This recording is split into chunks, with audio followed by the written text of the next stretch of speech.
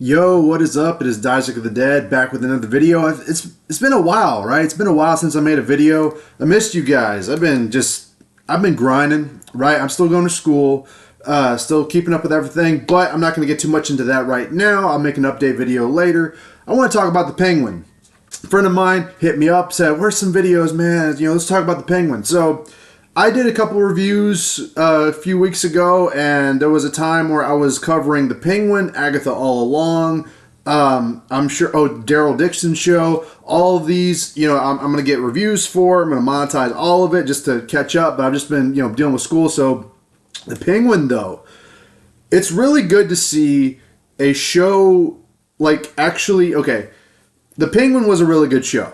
I'll say that. And I don't want to spoil too much. I'll go into like a little bit of spoilers here, probably some big spoilers as well. So if you haven't seen The Penguin yet, I highly recommend you check it out. If you don't want the story spoiled for you, because this is mostly just going to be me nerd talking for the next, 10 minutes, 20 minutes, something like that. It's just me nerd talking. I'll probably do a live stream at some point in the future. But The Penguin was really good, and I think The Penguin proves that you don't necessarily have to be comic book accurate or be like this Boomer Con sort of idea of traditional storytelling has to be something enjoyable, to be something good, something that people can actually invest in, right? So, because I don't know how accurate it is to the comics per se. As far as I know, it's not based on any Batman comic. Mostly the characters are based on comic book characters within the Batman mythos. The biggest problem that I have with this show is that it's a perspective, it's a peripheral view of Gotham. And this is like the 100th peripheral Gotham show that we've seen from DC that doesn't have Batman. I want just a live action Batman the Animated Series, a version of that, right? Like an anthology, each episode, make it episodic, have Batman solving mysteries. That would be something great. And given DC's sort of new reboot plan with James Gunn, I would be totally down as a fan to see Matt Reeves' universe, sort of take the TV route, right? Because initially, I was always a big fan of Matt Reeves, especially when it came down to the Planet of the Apes movies. But I wasn't particularly impressed, with the Batman, right? With the 2022 Batman by Matt Reeves, I wasn't impressed with, what's his name? Edward from Robert Pattinson. I wasn't really impressed with him as Batman per se.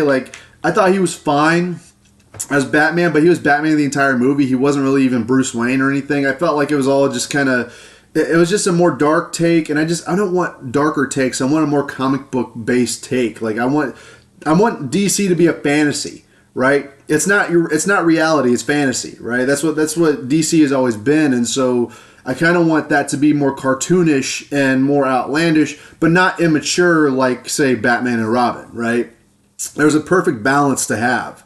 The more dark and gritty you get, it's not necessarily a bad thing, but it loses the fantasy and it loses a lot of what makes the thing that, what Batman and Gotham are supposed to be very appealable, right? That's why Batman the Animated Series, in my opinion and a lot of people's opinion, is still one of the greatest adaptations of a comic book ever made. But as much as I liked the Batman movie, I wasn't super impressed with it, and I was like, I don't really want to watch this movie again or see any sequels or spinoffs. I had no anticipation for The Penguin to be good at all. And I was thoroughly surprised because from start to finish, every single episode of The Penguin was fucking awesome. It was great. I was very impressed with The Penguin. Actually, The Penguin was so good that it made me go back and rewatch the Batman. And I actually like the Batman now way more because of The Penguin. Somehow, if this quality of writing for The Penguin lasts in a season 2, a season 3, a Batman TV show, Batman sequels in the Matt Reeves universe, I am all here for it. I am down for it. Now, I'm still skeptical. I have to be skeptical. It's my job. I don't trust Hollywood in the least to be faithful to this. But I gotta take props where they're due, man. It's The Penguin was top tier. It reminded me of the Netflix Daredevil sort of like gritty, grounded, realistic, but also fantastical sort of storytelling. Colin Farrell as the Penguin is moi. Like you can barely tell that's Colin Farrell. Like you can see him emoting and like acting underneath the makeup, which I agree with a lot of my colleagues. They should have just hired some fat ugly dude to do that. But I mean, sure, waste all the money on makeup, but the makeup was fantastic. You can't even tell that it's Colin Farrell under there, right? He's a completely different person, and that's the point of acting, right? So Colin Farrell was brilliant as the Penguin. There are so many great things to say about this show. Not a lot of bad things. Let's see. I don't want to spoil too much. I guess we could talk about the plot a little bit. I don't remember how many episodes I covered. I remember covering at least 2 or 3. And somebody got mad that I compared Agatha All Along to the Penguin. Like, bro, they're both shows that they're spinoffs of things that, we love, superhero genres, and they're both shows we didn't ask for, featuring villains from a peripheral view of the hero, trying to make them a sympathetic villain. Difference is, Agatha All Along ended with Agatha dying as a hero, even though she's objectively a villain, and the Penguin telling you this guy's a villain in spite of his human qualities that would trick you into thinking he was a hero. That's one of the great things about this show, is that they give you this idea that Oswald Cobb is like he's a human. He's got a mom with dementia. He's just a man trying to make it. He's coming up in the streets. It's a very, I don't want to say relatable story because I don't know how many people can relate to being the Penguin, but it's this human connection that you have. It's a psychology as an audience with the story that you have sympathy and empathy for characters that you don't even know and that are not even real, right? Because you felt that before. You felt pain. You felt sadness. You felt happiness. You felt joy. You feel all these emotions that these characters are feeling, and that's what makes them characters. That's what makes them good, right? It's something. It's basic psychology, but it's something that helps with writing in general. What helps a good story, and so it completely wipes the slate of all the arguments about, oh, you don't like it because it's not comic book accurate. Not even the point. It doesn't even have to be comic book accurate anymore because it just has to be a good story.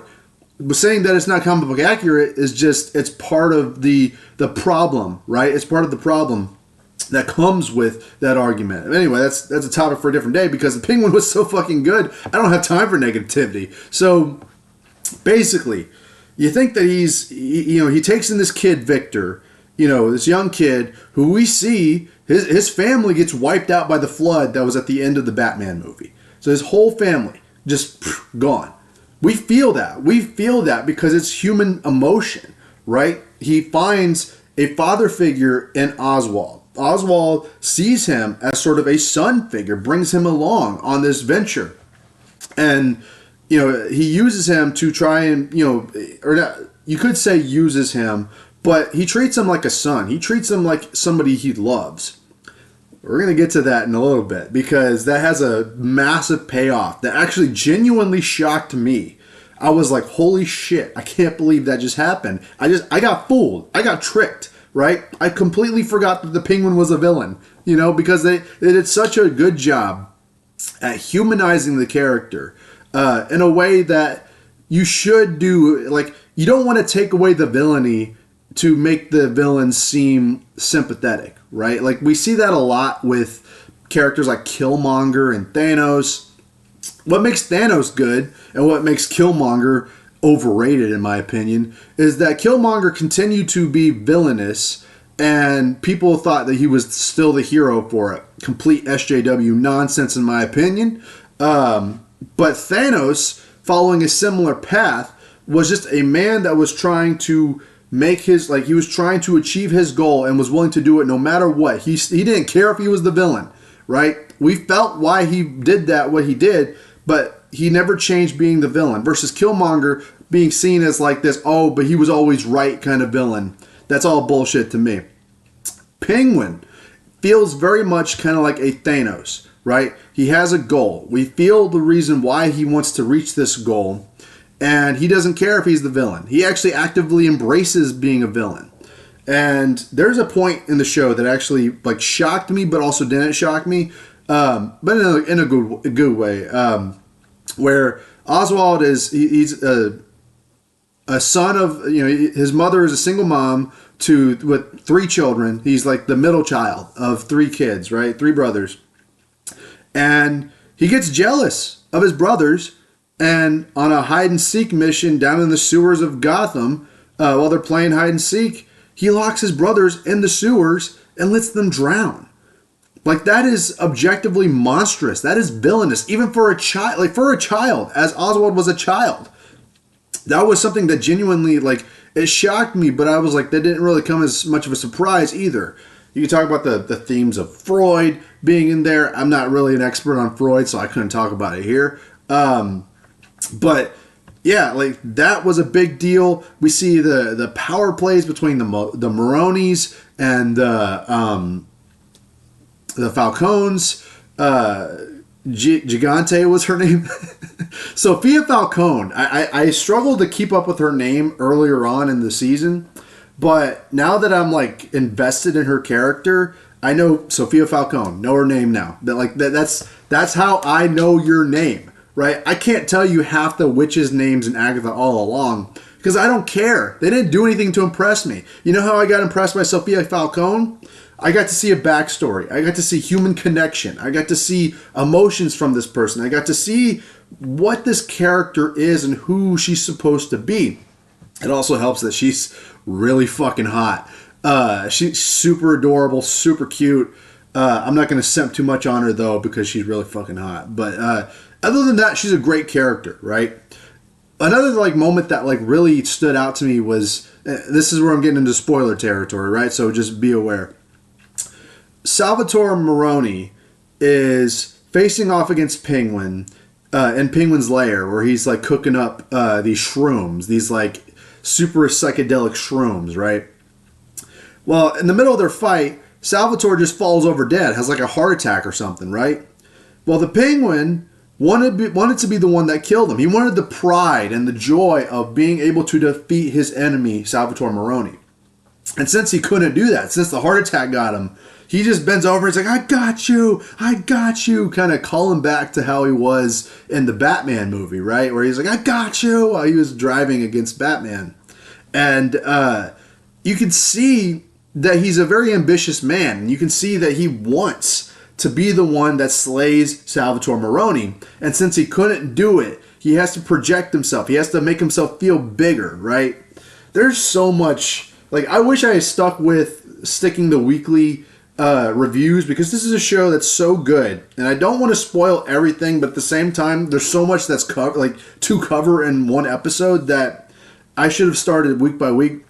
All I can say is, congratulations, DC.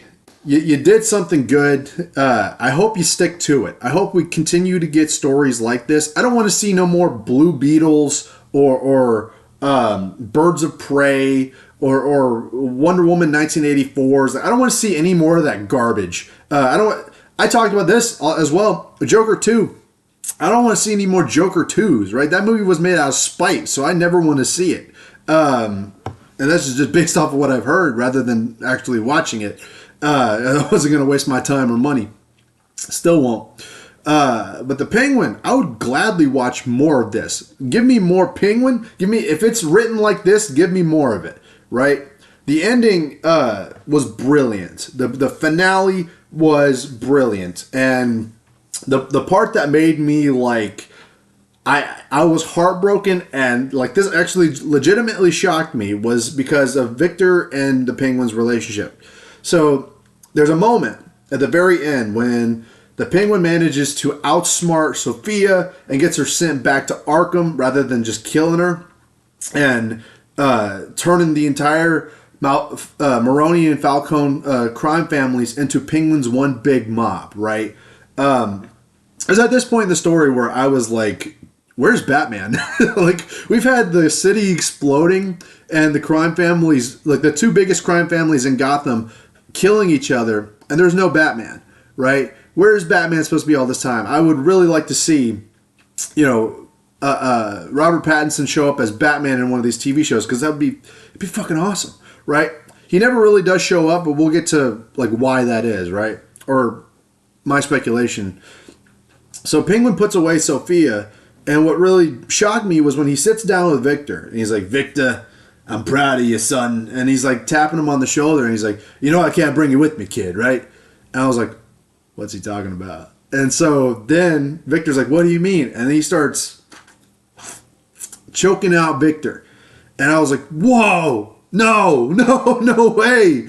Because there was at that moment where we see this human connection between the Penguin and Victor. This sort of father-son, big bro, little bro relationship that they have, right? That was completely subverted by Oswald's true nature, which is that he's a villain. He's a Batman villain. And Gotham, objectively, in all fictional realities, Gotham is the most crime-ridden, corrupt world or city like in the world or any fictional reality. Gotham is the pinnacle of corruption and evil and crime. And this scene kind of exemplifies that. You know, it exemplifies that Oswald is willing to kill someone he loves to achieve his goal, to move forward, to make the next step in becoming the kingpin of Gotham. It genuinely shocked me. I was like, damn, he just killed Victor. He just offed Victor, bro. That's insane. So then Penguin keeps his mother alive, which we saw earlier that his mother actually ordered, she didn't order it. That's too much Sopranos. I've been watching The Penguin and The Sopranos like side by side, and I see a lot of comparisons too, I'm not going to lie, with like having a dementia-ridden mother and a underboss sort of becoming the boss. It's like The Penguin has a lot in common with season 1 of The Sopranos. But his mother had like said some stuff. Yeah. I remember she wanted to have one of the mobsters off Oswald as a child when he was a little kid, and she couldn't do it. She couldn't go through with it. When Oswald found out about that, he thought she was just suffering from dementia, and she asked him. You know, she made him promise to put her out of her misery if the dementia got too bad. Well, when he found out about that, which was exposed by Sofia Falcone in a brilliant scene, he decided to keep her alive. He couldn't disappoint his own mother. He wanted to promise her that he would get her a penthouse to take her away from the struggle life. And at the end of the show, we see what happens. She's a vegetable living in an empty penthouse looking out at Gotham. And the Penguin's like, I did it for you, Ma. I did it exactly, I did exactly what I said. And I was like, dude, that is a worse kind of hell, to be keeping your mom as a vegetable in an empty penthouse, nobody to watch her, keeping her alive by a machine. Is abject cruelty. But that's what the Penguin is. That's what the Penguin is supposed to be. He's a villain. Then we see him go off and dance with like his favorite hooker who's wearing his mom's dress. Like, there's so much. I wish I had a better quality of video to show you this stuff and explain an analysis breakdown, because there's so much like psychology, philosophy, so much great storytelling to come from this show. I'm very impressed. I'm very proud. I cannot recommend it enough. All the characters are very competently well written. It's well directed, well produced. I fucking love the Penguin, dude. I could sit here and talk about it all day because it was very good. At the very end, the last clip was so chef's kiss, because we got to see the bat symbol come up in Gotham at the very end, the last frame.